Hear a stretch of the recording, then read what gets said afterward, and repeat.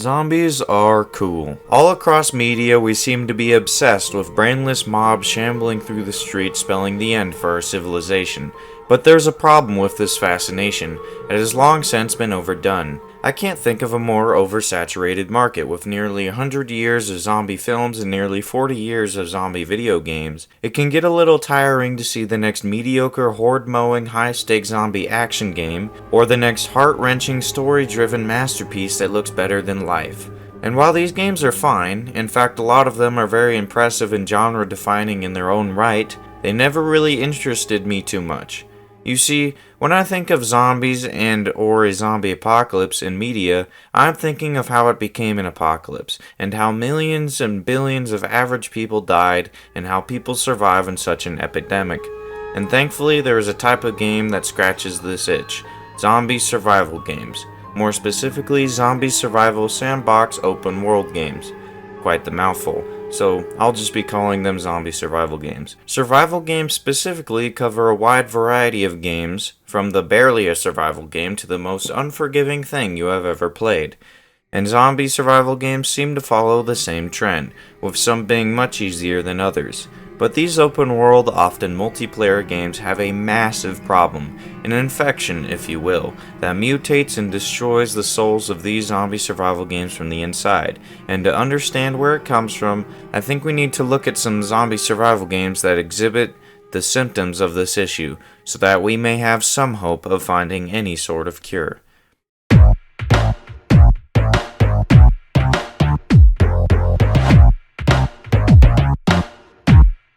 First, let's start with my introduction to this subgenre of zombie games, and it all starts on everyone's favorite punching bag of a platform, Roblox. Back in 2012, a Roblox user by the name of Gunsmanac developed a game called Apocalypse Rising, based off an Arma 2 mod we will talk about later.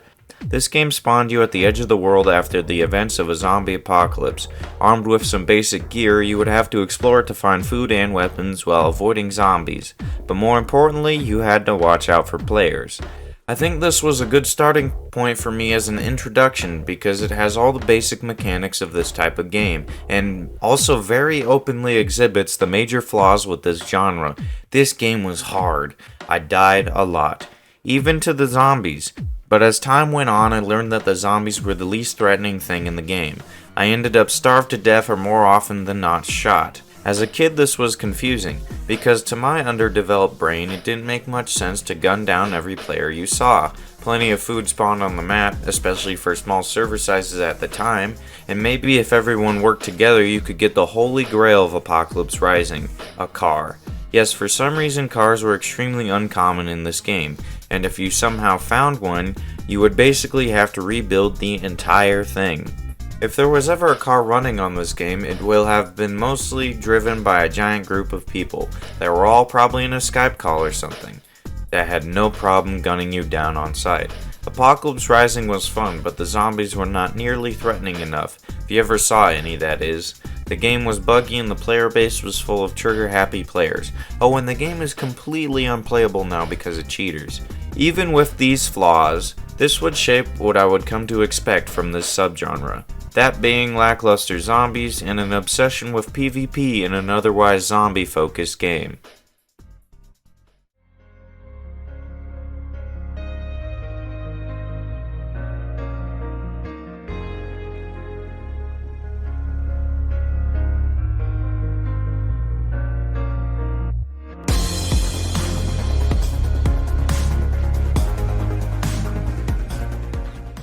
Let's take a look at my next venture into the zombie survival genre, with a little game you might have heard of called Unturned. This game was released for free on Steam in 2014 by Smartly Dressed Games, and is actually the successor to a Roblox zombie game like Apocalypse Rising called Dead Zone, which I never ended up playing.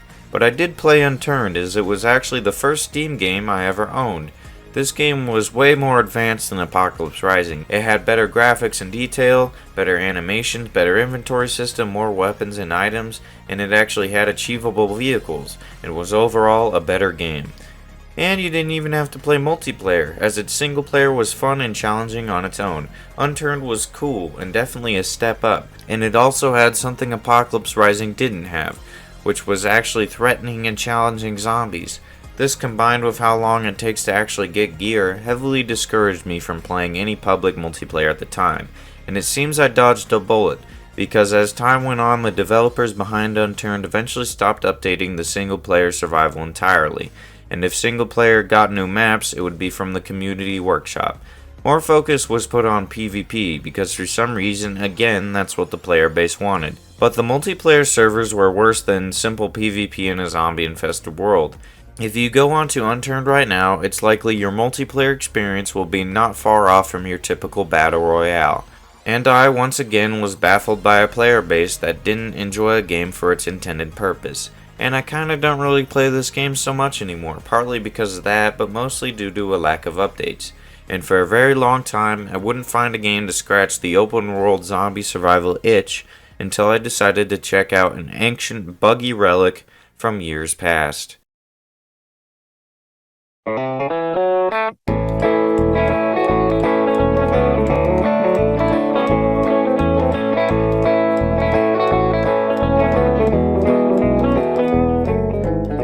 Seven Days to Die. This game is interesting. Its gameplay and design are very unique. You are even less powerful here than you are in Apocalypse Rising or Unturned, and you have an overarching goal: to survive insane zombie hordes that happen every 7 days.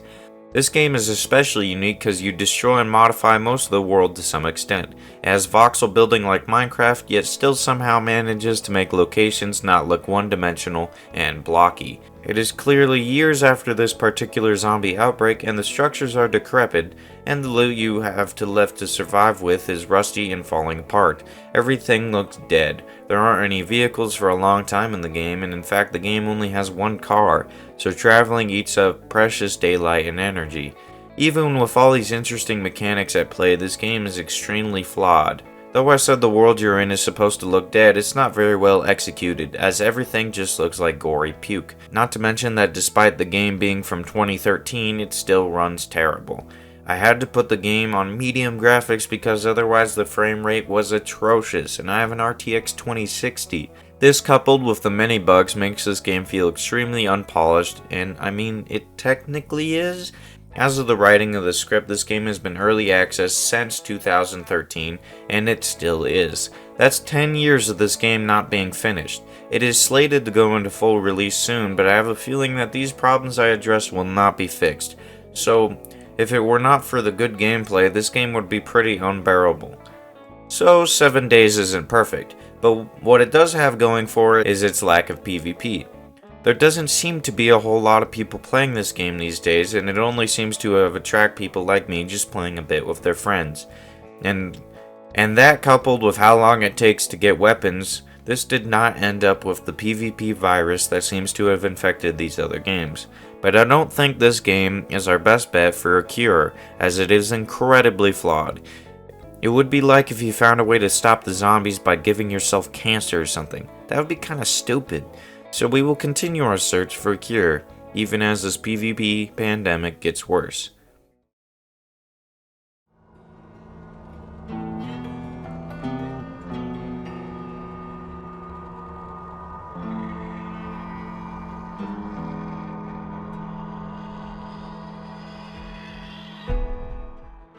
Dayz. Admittedly, I have not played this one, and there's a very good reason for that, but before I get into it, I want to talk about where Dayz came from. Back in 2009, a sequel to a popular realistic military shooter and simulator was released by Bohemia Interactive. This game was Arma 2. It had a massive map, many vehicles, and many different kinds of weapons, but more importantly, it was realistic. Guns could kill very quickly, and the player movement was very grounded. Arma 2 also shipped with the capabilities to mod the game, and in 2013 a modder named Dean Hall released a mod that would add zombies to the game called Dayz. It was a novel concept for the time, having to find food and constantly deal with zombies. It was a true zombie survival experience, and everyone loved it, so much so that Dayz was made into an actual game in 2018. The only problem with this game is that being originally built off a military shooter, it still includes a lot of the realistic movement and gunplay. This is fine on its own, but it seems to have been most of the focus. Many of the features in this game, like the combat and inventory system, are very tactical. And a lot of other features are specifically for player versus player interaction. So it's no wonder that most of Dayz's appeal is PvP. Whenever I watch Dayz content on YouTube or hear about Dayz from players, it almost never involves zombies. It's always about player versus player combat. If you load into a server on Dayz and try to talk to someone, you aren't going to get very far, as you will most likely die in seconds. This game attracts an audience that likes raiding bases and fighting.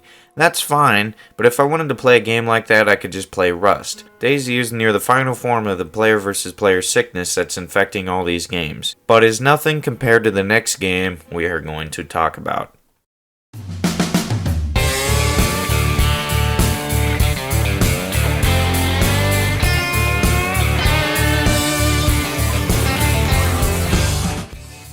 In 2017, when I was just watching cartoons on the TV, I kept seeing ads for a new zombie game.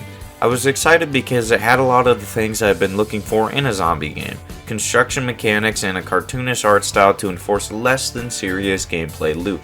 It was exciting, but I didn't really follow the game because I forgot about it immediately afterwards, until one day my friend said they had it on their Xbox, and went to their house to play it, except they didn't have the game.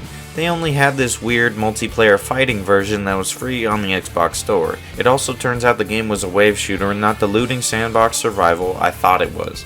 I begrudgingly tried this weird free part of the game, and I didn't like it so much. You would drop onto an island, find guns, and shoot people till you died or you were the last one alive. It was kinda like Minecraft survival games, but like worse. Most of you have probably guessed what game I'm talking about already: Fortnite. And since everyone has already talked/knows about this game's strange origins, I won't go into too much detail. Fortnite was originally going to be a zombie game, but its completely unique Battle Royale mode made it way more popular, to the point where a majority of people play the Battle Royale, and Epic has likely made more money with it. And I'm not saying that Fortnite is bad or anything. I actually like it now and play it every once in a while. But it is crazy to me how this game was supposed to be a zombie game and then just got completely changed due to player preference. And I think for Fortnite this was a positive thing, but for many of the other games I mentioned, the overuse and abuse of PvP leaves the zombie experience half-baked. So again I ask, how do we fix this problem? This is where finally Project Zomboid comes in. Project Zomboid started development in 2011 and has changed a lot over the years. However, the version I'm going to talk about today is 41.78.16, released on Steam by IndieStone. The most obvious thing that separates this game from the others I mentioned is the viewing angle. You see, instead of having a first or third person perspective that better suits typical shooter mechanics, this game opted for an isometric view. Now if you don't know what that means, it's basically a top-down, almost 2D view that is at an angle, and works very well with how Zomboid handles its gameplay. Aside from the camera angle, this game also doesn't look very modern. It has simple lighting, pixelated texturing, and low poly models. Its look has in the past been compared to that of old RuneScape. I believe this is so Project Zomboid can have a bigger and more detailed world, as even when you do have a lot of objects on screen, the game still handles itself very well. But why does this matter? Even with these changes, Zomboid doesn't seem that different from other zombie games mentioned. But it's not just Zomboid's look that is different. What really sets Zomboid apart from the other zombie survival games, and even survival games as a whole, is its realism. When people try to describe Project Zomboid, one of the games brought up is The Sims. This is because Project Zomboid has an action system similar to The Sims with a few differences. When you walk up to something that can be interacted with in the game, you are able to right-click it. After doing so, a menu/list will open similar to The Sims. For many objects in the game, there are 3 or more things you can do.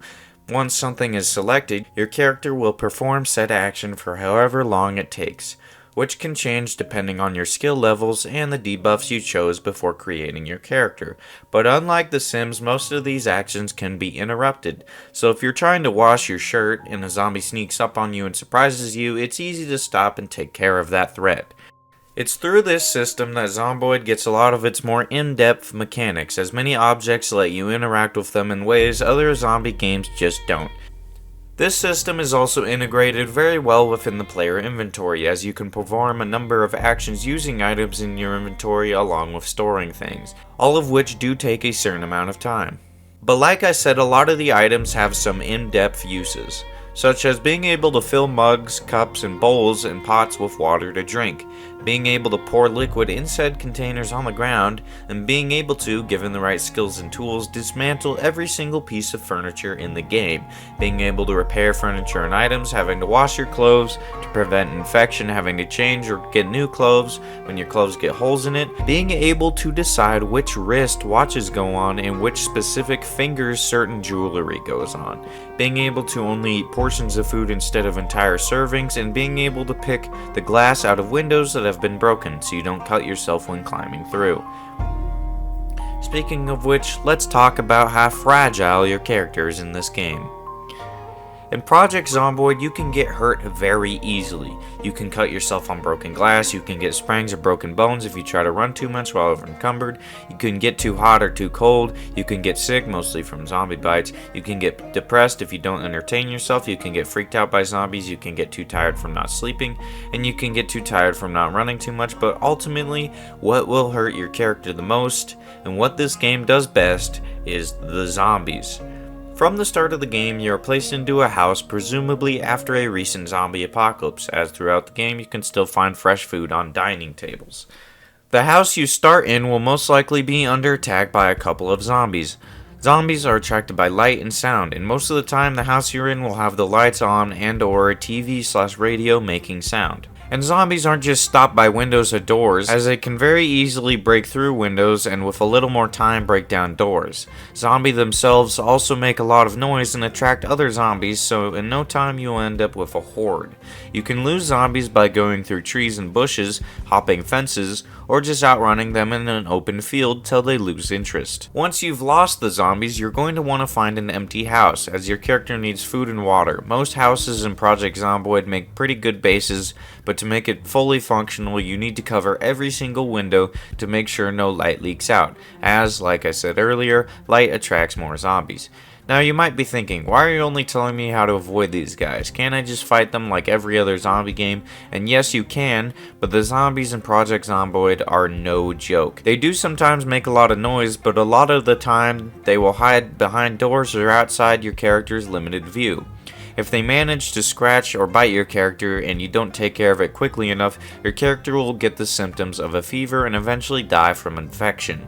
So your best bet is to fight as few of them as possible at a time, and try to knock them to the ground so you can stomp on their heads. Most of your options for weapons are going to be typical stuff you would find in households: knives, pans, tools, and maybe a pipe or something. There are guns in the game, and they aren't too uncommon, but they only have so much ammo and are super loud. Like I mentioned earlier, noise just attracts more zombies.